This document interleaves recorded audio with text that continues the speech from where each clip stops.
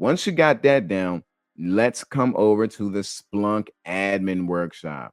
Here, we're going to show you how to manage Splunk behind the scenes. You're going to learn how to create your indexers or your indexes, configure the data inputs. You're going to learn how to assign different roles and permissions using RBAC. You're going to learn how to monitor system health and handle maintenance, all based on how it's done in a real Splunk deployment.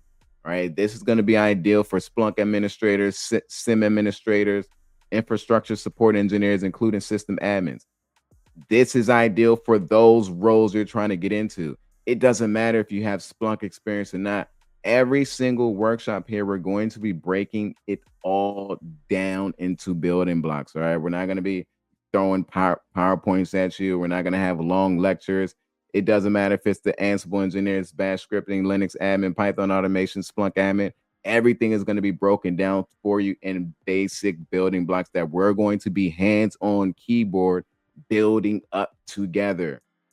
This is another reason why we keep these classes small intentionally. All right, we want to make sure that you're able to ask every and any question that you're going to have.